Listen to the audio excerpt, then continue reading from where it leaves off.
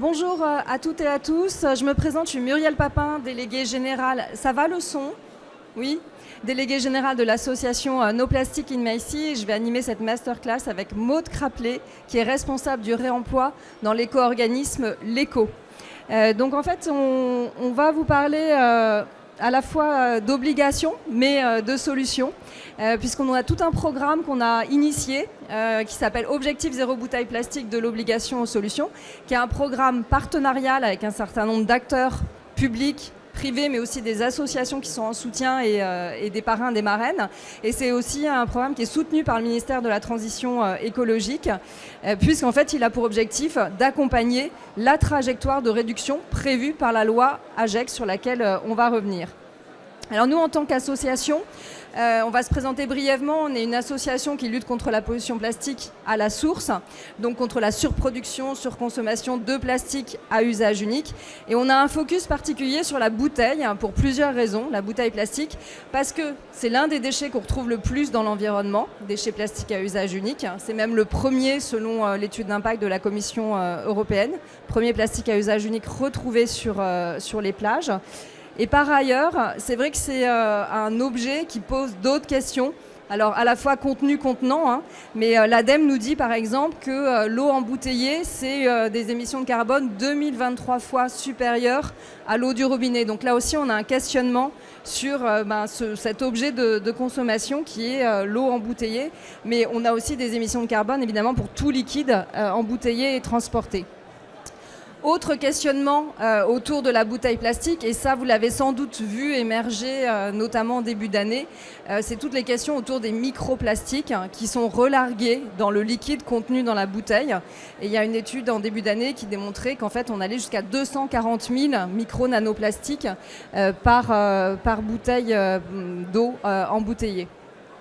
Et puis, autre événement. Alors nous, c'est vrai qu'on avait décidé en tant qu'association d'agir sur le sujet de la réduction de la bouteille plastique avant que tous ces scandales, parce que là en l'occurrence c'est un scandale, arrivent cette année. Et je pense que vous avez été aussi informés des limites du modèle en fait de l'eau embouteillée, puisqu'elle ne respecte pas, on a découvert qu'elle ne respectait pas la réglementation pour qu'on puisse utiliser le terme eau naturelle ou eau minérale, ça nécessite qu'il n'y ait aucun traitement. Et en fait, on s'est rendu compte que des acteurs majeurs traitaient l'eau embouteillée. Et en fait, on s'est rendu compte aussi plus récemment qu'il y avait des nappes qui étaient utilisées par ces acteurs qui étaient contaminées avec des contaminations matières fécales, pesticides, etc. Donc voilà, donc on voit bien toute la limite de ce modèle qui est aujourd'hui très questionné. Alors après, je vais revenir sur la loi. Qu'est-ce que dit la loi française? Et je vais partager un diagramme, je vais vous l'expliquer, parce que c'est un diagramme de l'ADEME, c'est pas toujours limpide, mais voilà, je vais revenir dessus. La loi AGEC, anti-gaspillage pour l'économie circulaire, donc prévoit la réduction d'un certain nombre de plastiques à usage unique, et elle prévoit notamment un objectif de long terme, zéro plastique à usage unique en 2040. Et elle prévoit un jalon très important qui est 2030. Pour arriver à zéro, il faut des jalons. Et en 2030, elle fait un focus justement sur la bouteille plastique avec un objectif qui est de réduire de 50% les bouteilles plastiques mises sur le marché par rapport aux bouteilles plastiques mises sur le marché en 2018. Là, on est en pourcentage. Et on trouve rarement des chiffres sur ce que ça veut dire en valeur absolue. Donc nous, on a cherché. Et ce que ça veut dire en valeur absolue, c'est que en 2018, on est là. Vous avez les trois colonnes de gauche où on est sur... donc là, on est sur le secteur boisson. On est sur tout ce qui est plastique. Et donc quand vous additionnez les colonnes, et je vais faire vérifier les chiffres par l'ADEME, on est à 14,6 milliards de bouteilles plastiques mises sur le marché en 2018. Et donc, l'objectif de la loi, être sur la moitié en 2030, ça veut dire arriver à 7,3 milliards. Donc c'est un défi énorme. Je parle de la France. Donc c'est un défi énorme et la question c'est qu'est-ce qu'on fait pour y parvenir? Est-ce qu'on est sur la bonne voie? Et en fait, l'ADEME nous dit qu'on était sur une tendance à la baisse des bouteilles plastiques, mais qu'on a eu, à partir de 2022, un retour de la hausse, plus 4%, à la faveur d'étés très chauds et puis de produits nouveaux mis sur le marché, type eau aromatisée, etc. Et donc, on a une tendance à la hausse qui est plutôt inquiétante par rapport à la trajectoire de la loi. Et si on regarde, on n'a pas encore les chiffres de 2023, mais en revanche, on a d'autres chiffres qui sont les chiffres sur ce qui est le plus vendu en supermarché. Et là, je ne parle que des supermarchés, je ne parle pas de ce qui est vendu en extérieur, en restauration emportée, etc. Ces chiffres, ce sont les chiffres, c'est des données Nielsen sur ce qui est le plus vendu en supermarché. Et là, on a les 15 premiers produits. Et donc, vous voyez que le pays du fromage, c'est majoritairement un pays qui achète des boissons dans des contenants à usage unique et qui sont majoritairement des bouteilles plastiques. Vous pouvez la photographier, la partager, etc. La source, c'est Olivier Dauvers qui traite les données de Nielsen. Donc, personnellement, ce n'est pas du tout ma consommation. Donc, je pense que pour le public qui est ici sur ce salon, c'est un peu étonnant. Mais c'est la réalité en fait, de la consommation des Français. Et ça nous interroge sur justement cette trajectoire de réduction de moitié quand on est sur, du coup, aujourd'hui, cette situation en termes de mise sur le marché et de vente pour les hypermarchés. Et on imagine bien aussi que du coup c'est un produit qui est très lucratif pour les acteurs de la distribution, comme il l'est aussi pour les acteurs de la restauration. Voilà, donc c'est un défi collectif de se dire qu'est-ce qu'on fait pour réduire quand ce produit a autant d'importance dans nos linéaires. Alors, pardon. Donc vous verrez, on reviendra sur le site, le programme qu'on lance qui s'appelle Objectif Zéro Bouteille Plastique. Donc on est sur l'objectif de long terme, mais on parle de zéro bouteille plastique à usage unique. On est sur l'objectif 2040. Mais je vais d'abord passer la parole à Maud Craplet de l'Éco, parce que ce qu'on va évoquer avec vous, c'est essentiellement les solutions de réduction et de réemploi. Et le réemploi prend une part vraiment importante pour soutenir la logique de réduction. Merci Muriel. Alors peut-être pour nous présenter, si vous n'êtes pas familier du fonctionnement d'un éco-organisme de la filière des emballages ménagers. L'Éco, on est un éco-organisme agréé donc, pour cette filière qui est les emballages ménagers et les papiers. Et en fait, notre mission, c'est de contribuer au financement, à la gestion des déchets et notamment à leur prévention. Donc comment ça fonctionne très concrètement? En fait, on a les sommes qu'on collecte auprès de producteurs, d'entreprises qui mettent sur le marché des produits avec un emballage. Ces sommes qu'on collecte servent majoritairement à financer les collectivités locales, avec notamment le financement de la collecte des déchets d'emballage ménager, des papiers, le tri, le recyclage, mais aussi en grande partie des projets de réemploi et de réduction, donc, par lesquels on finance donc, la prévention de ces déchets d'emballage ménager. Très globalement, on a pour objectif d'atteindre les taux de réemploi, les taux de recyclage à 75%, comme ce qui est le cas, comme ce qui est imposé au niveau européen, de réduire bien sûr cette quantité d'emballage et de favoriser le tri, le réemploi auprès des metteurs en marché et auprès des consommateurs. Je vais peut-être passer rapidement là-dessus, en tout cas pour vous parler de la réglementation associée au réemploi qui s'accélère. Je pense que vous en avez déjà en tête une grande partie. Au niveau français, pardon, il y a eu une petite inversion des logos, bon c'est pas grave. Au niveau français, donc, on avait eu le projet de loi économie circulaire qui avait pu aboutir à la loi AGEC en 2020. Et la loi climat résilience en 2021 a permis en fait de renforcer certains articles de la loi AGEC. Et puis c'est notamment un décret d'application en 2022 qui a permis vraiment de fixer des objectifs pour les producteurs. Et vous le savez, il y a ce fameux règlement européen, la PPWR, qui intervient, donc qui a été voté très récemment et qui sera en application dans les années à venir. Mais donc, d'un point de vue français, ce qu'on considère comme réemploi, c'est comme un emballage réemployé. C'est un emballage qui a déjà eu donc, une première vie, qui a déjà servi et surtout qui est réutilisé pour un même usage que celui pour lequel il était destiné. Ce qui est important à savoir, c'est que dans le réemploi, on inclut le vrac, on inclut aussi la recharge comme des modalités de réemploi. Ce qui ne fait pas forcément sens d'un point de vue linguistique, mais c'est une modalité de réemploi qui est comptabilisée comme telle. Et on a tous les périmètres d'emballage qui sont concernés, donc que ce soit les emballages ménagers, ceux qui se retrouvent dans les poubelles des ménages, mais aussi les emballages qui se finissent dans les poubelles, cette fois-ci des entreprises, donc les emballages industriels et commerciaux, et les emballages de la restauration. donc je le disais juste avant, donc en fait, il y a bien le vrac, la recharge qui sont inclus dans le réemploi. On inclut également ce qu'on appelle le pré-emballé, le réemploi en pré-emballé, où en fait, c'est l'image de gauche.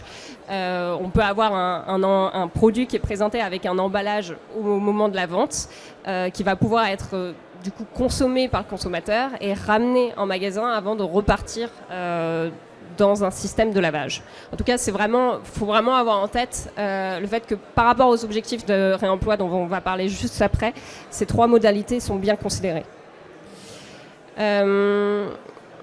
Alors, également, au niveau français, donc la loi AGEC et la loi Climat et Résilience permettent de définir ces objectifs de réemploi qui incombent aux producteurs, donc aux metteurs en marché, et qui sont progressifs en fonction du chiffre d'affaires.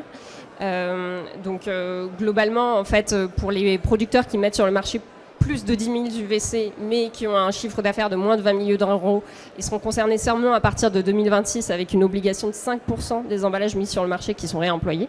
A contrario, pour ceux qui sont déjà à plus de 10 000 UVC et qui sont à plus de 50 millions d'euros de chiffre d'affaires, 2023 est déjà une année à laquelle ils devaient atteindre 5% de réemploi.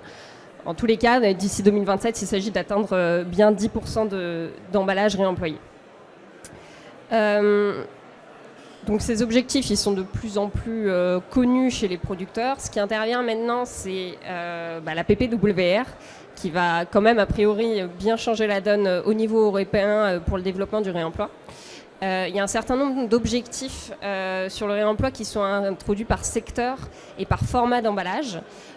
Donc pour ce qui concerne les boissons, qui est le focus de cette masterclass, pour les boissons type eau, boissons non alcoolisées et boissons alcoolisées à l'exception du vin et des spiritueux, on a un objectif de réemploi de 10% en 2030 à l'échelle européenne et 40% en 2040.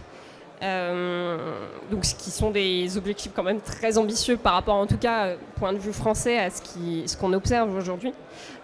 Pour ce qui est de la boisson, pour ce qui est de la vente à emporter, les objectifs sont doubles, sont encore plus importants. On est sur des objectifs de réemploi, refill, de 20% en 2030 et 80% en 2040. Donc voilà.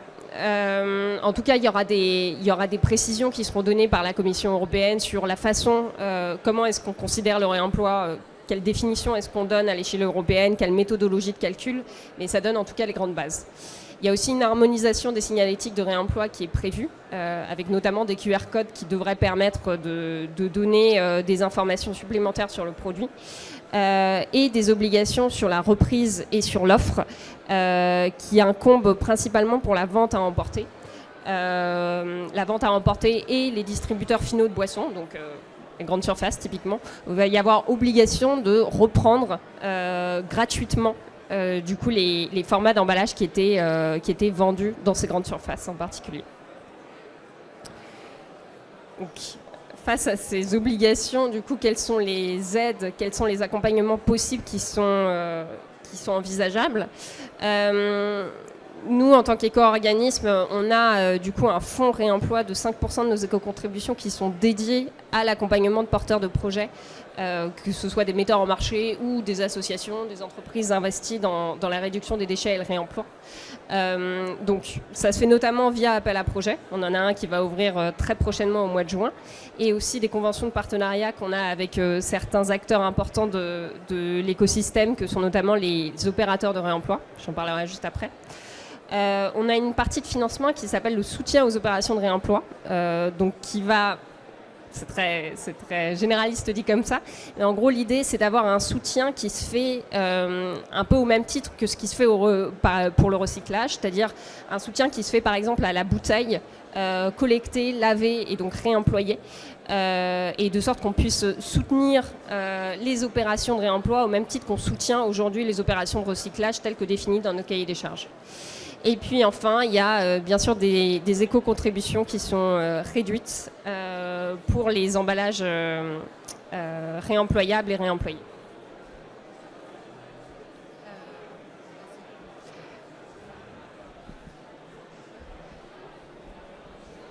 Je voudrais juste savoir si dans votre présentation, on parle que des emballages à destination alimentaire. Pour ce qui est de la PPWR, les objectifs que je mentionnais à l'oral étaient effectivement uniquement les emballages de la boisson, même s'il y a des obligations qui incombent aux autres secteurs. Je me suis concentrée là-dessus. En revanche, les obligations de 10% de réemploi à l'échelle française en 2027 concernent tous les secteurs d'activité, alimentaire, non alimentaire. Voilà. Et puis, rapidement aussi, pour parler des types d'accompagnement qui sont possibles pour qu'une entreprise qui met en marché des boissons puisse passer au réemploi, c'est notamment une convention de partenariat qu'on a avec France Consigne, qui est un réseau d'opérateurs de réemploi, d'opérateurs de collecte et de lavage, principalement de bouteilles. Et où en fait, ce qu'on met en place, c'est un soutien financier pour l'accompagnement qui est fait par les opérateurs de France Consigne aux producteurs. Donc concrètement, des producteurs qui souhaiteraient passer à un emballage, à une bouteille réemployable, qui se posent la question de quelle bouteille utiliser. Est-ce qu'elle est bien lavable? Est-ce que l'étiquette va passer? Est-ce qu'elle sera bien enlevée lors des opérations de lavage? Ça, c'est un accompagnement qui est réalisé par les opérateurs de France Consigne et sur lequel on accompagne le producteur à hauteur de 50% en termes de financement. Et également, ce qui est possible, c'est de financer des expérimentations pour améliorer les processus de lavage et qui sont possibles par les différents opérateurs de réemploi. Donc voilà, l'idée derrière ce partenariat, c'est vraiment que les producteurs, notamment les producteurs qui sont présents à une échelle régionale, puissent être accompagnés par un interlocuteur local pour faciliter ces boucles de réemploi et imaginer aussi un déploiement à l'échelle nationale. Je te redonne la main. Donc vous l'avez vu, le réemploi peut être un levier très important pour soutenir la réduction des bouteilles plastiques. Et au-delà de la loi, en fait, pourquoi on a cette loi qui prévoit la réduction des plastiques à usage unique et la réduction qui a un focus en 2030 sur une réduction de moitié des bouteilles plastiques? C'est parce qu'on est face à un volume qui n'est pas raisonnable et on l'a vu avec le diagramme sur les ventes en supermarché. Et en fait, plus on a de volume de plastique à usage unique mis sur le marché, plus on a des risques de pollution. Et aujourd'hui, tous les scientifiques le disent. Et dans le cadre des négociations du traité international, je ne sais pas si vous en avez entendu parler, sur la pollution plastique, les scientifiques appellent à une réduction des plastiques à usage unique. Donc c'est vraiment important. On a cette chance d'avoir en France la loi AGEC qui a cette trajectoire. C'est vraiment important qu'on fasse tout, qu'on se mette collectivement en action pour la respecter. Donc le défi est immense. Je vous rappelle, passer de 14,6 milliards de bouteilles plastiques à usage unique en 2018 à 7,3 milliards en 2030. Donc comment on va y arriver? Le réemploi, il va jouer son rôle, mais sur une partie, puisque de toute façon on a des objectifs en pourcentage qui sont pour l'instant limités. Alors on peut espérer aller au-delà des objectifs de PPWR qui sont 10% en 2030, peut-être en France avoir un coup d'avance puisqu'on est censé avoir déjà 10% en 2027. Donc peut-être être à 15-20% de réemploi, hypothèse très positive, très optimiste sur les bouteilles en 2030. Mais même si on est sur cette hypothèse, en fait, on ne réduit pas de 7,3 milliards. Donc à côté de ça, comment on fait? Eh bien, il faut de la sobriété. Il faut repenser les produits. Il faut se dire aussi que peut-être il y a des questions d'utilité des produits. Est-ce qu'on a besoin de mettre autant d'eau en bouteille sur le marché vu l'ensemble des impacts? Donc c'est quand même une question. Voilà, donc selon les points de vue, les solutions ne vont pas être les mêmes. Un industriel de la boisson ou de l'eau embouteillée, il va chercher peut-être à travailler sur des formats plus grands, ce qui est déjà mieux. Voilà, donc ça peut être une des solutions. Du côté des associations, on va être plutôt sur une logique de sobriété en se disant réduisons la part. Vous voyez, en fait, en je ne sais pas quelle couleur c'est, violacé, là, on est sur l'eau embouteillée. Donc vous voyez qu'on additionne 6,3, 2,1, on est quasiment à 9 milliards de bouteilles d'eau embouteillées mises sur le marché chaque année. Ça nous questionne quand même. Donc nous, on prône le fait qu'il faut réduire cette part-là, il faut valoriser l'eau du robinet. Il faut des campagnes de valorisation de l'eau du robinet. Avec tous les scandales récents sur l'eau embouteillée, il y a matière aussi à vraiment questionner ce modèle-là. Et après, on a des solutions qui vont accompagner les consommateurs. Il y a des solutions qui sont pour se réconcilier avec l'eau du robinet, qui a un goût, une odeur qui peut gêner. C'est la filtration notamment. On a des solutions qui vont être aussi de l'aromatisation. Alors je voudrais faire un focus sur l'eau aromatisée. Pour moi, c'est une hérésie. L'eau aromatisée, le thé glacé en bouteille plastique, c'est une hérésie en fait. C'est tellement facile à faire. On a tous de l'eau du robinet, on rajoute un arôme. C'est tellement facile à faire. Bon, bref, voilà. Donc, il y a quand même des produits. Donc là, j'ai mon discours associatif militant, hein, qu'il faut collectivement qu'on questionne. Voilà, donc ça c'est une partie. Et puis après, comment quand même on recrée le plaisir du consommateur, comment on transforme les usages pour aussi accompagner. Tout le monde n'aime pas boire de l'eau tout simplement, a besoin qu'elle soit aromatisée, a besoin qu'elle pétille, etc. Donc on a besoin de solutions et c'est ce qu'on a voulu aussi travailler avec le programme qu'on lance, Objectif Zéro Bouteille Plastique. Et dans ce programme, il y a une partie recensement des solutions. Donc pour l'instant, on en a recensé 178, mais on pense qu'on ne les a pas encore toutes recensées. Évidemment, le réemploi a une part importante, mais derrière, il y a un moteur qui permet par catégorie de trouver des solutions qui sont de l'ordre de l'aromatisation. Je vais aromatiser mon eau du robinet. Éventuellement, je vais la filtrer, donc toutes les solutions autour de la filtration. Les solutions de gazéification. Toutes les solutions, évidemment, reposent majoritairement sur l'eau du robinet qu'on a tous à nos dispositions professionnelles ou particuliers à un prix tout à fait raisonnable. Tout ce qui est fontaine, voilà. Et puis tout ce qui est contenant, c'est-à-dire ça va être mon gobelet réutilisable sur un festival, ça va être ma gourde, etc.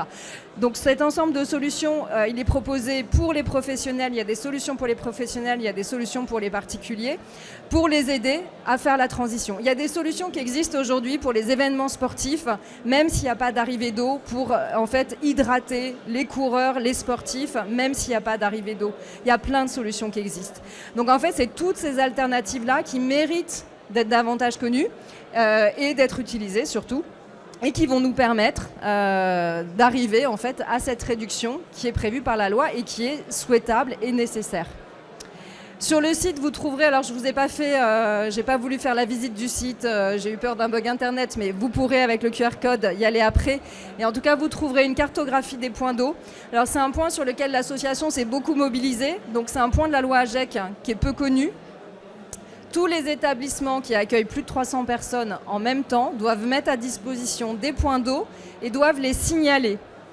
Début d'année, on a fait une enquête, 25% des établissements, donc ce sont les gares, les aéroports, les centres commerciaux, les musées, les salles de salon comme celle-ci. 25% seulement étaient équipés de points d'eau et la plupart n'avaient pas de signalétique. La signalétique est aussi une obligation.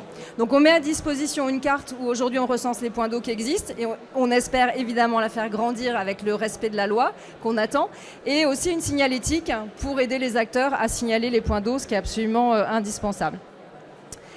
Et on met aussi en ligne un compteur de bouteilles plastiques évitées. Donc vous voyez, on est déjà à 1,3 milliard, donc on est loin des 15 milliards de bouteilles plastiques consommées chaque année. Mais en fait, ces solutions qui existent avec l'ensemble des partenaires, avec Haute-Paris, avec SodaStream, Brita, Quetch, etc., en fait, on a travaillé ensemble un indicateur de bouteilles plastiques évitées. Et on invite tous les acteurs à travailler, à réfléchir à cet indicateur et à voir comment ils peuvent aussi contribuer au compteur. L'idée, c'est de le faire grossir dans le temps. Et en fait, on peut le faire, on doit le faire.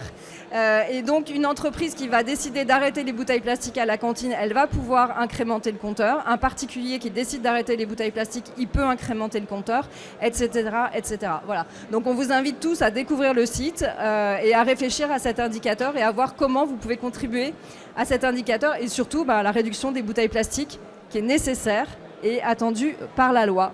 Voilà, je crois qu'il nous reste 6 minutes de questions-réponses. Si vous avez des questions, des points sur lesquels vous voulez revenir.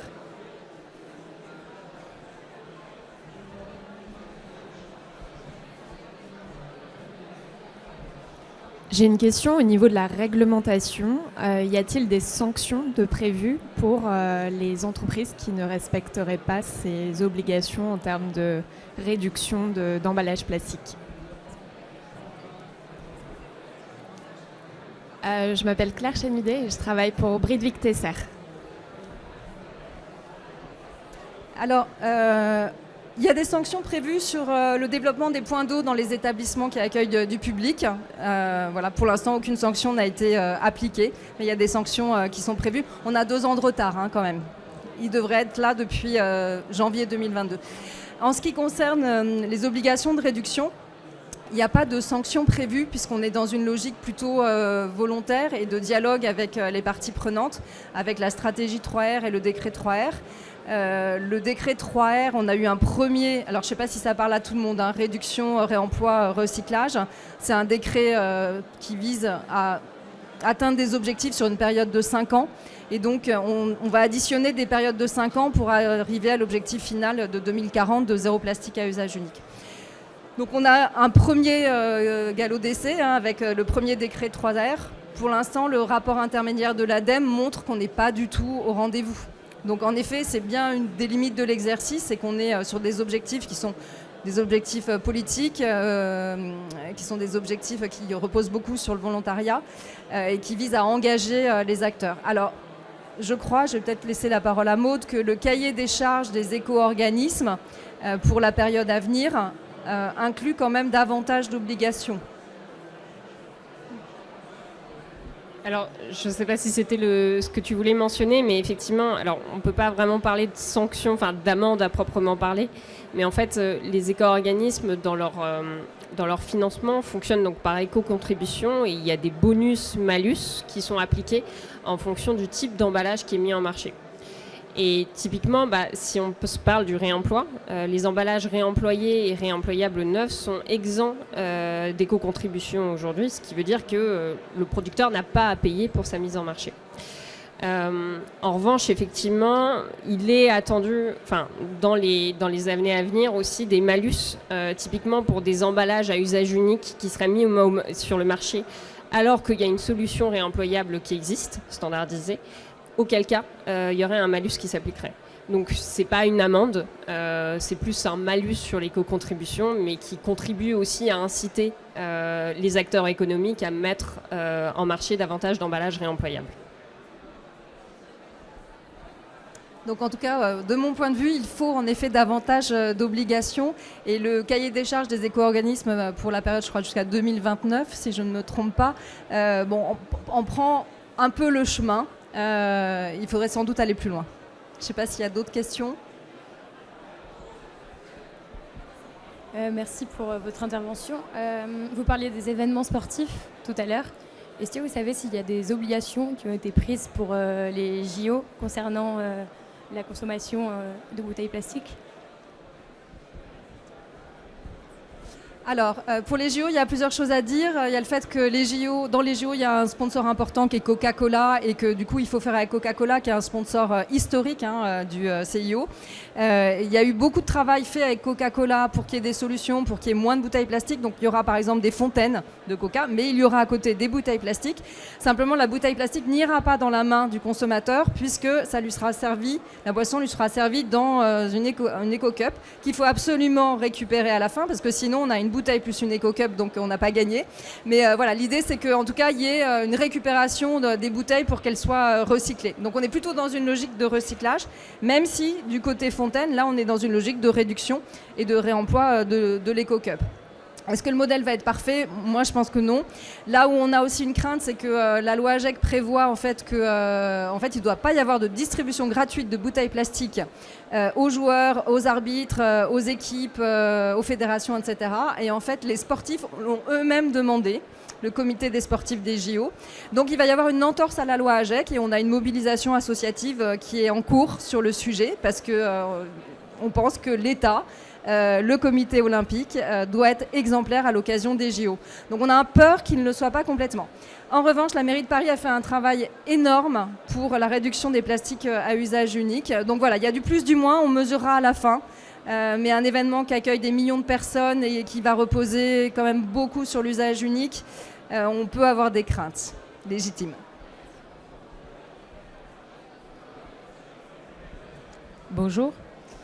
Je reprends les chiffres. Bon, on ne va pas jusqu'à 2030 sur les objectifs, mais 2027, 10% d'emballage réemployé et 2030, moins 50% de quantité de bouteilles. Donc, moi, je ne retrouve pas du tout le chiffre, en tout cas réemploi et diminution. Donc, ça veut dire qu'on passe quand même fortement sur de la réduction de mise sur le marché de bouteilles, notamment, j'imagine, en sensibilisant sur de l'eau du robinet, etc. Parce que là, il y a un gap au moins de 30 ou 40% de quantité qu'on ne retrouve pas, quoi.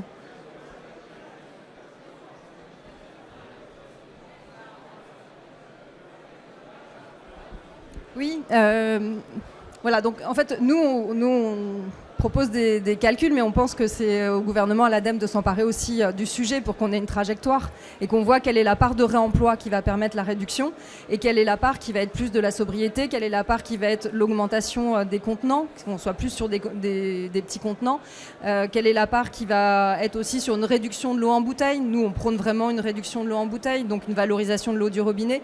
Mais bien sûr, le réemploi seul ne suffira pas à atteindre l'objectif. Ça, il faut qu'on en ait collectivement conscience. On est dans le salon du vrac et du réemploi, donc on parle beaucoup de réemploi.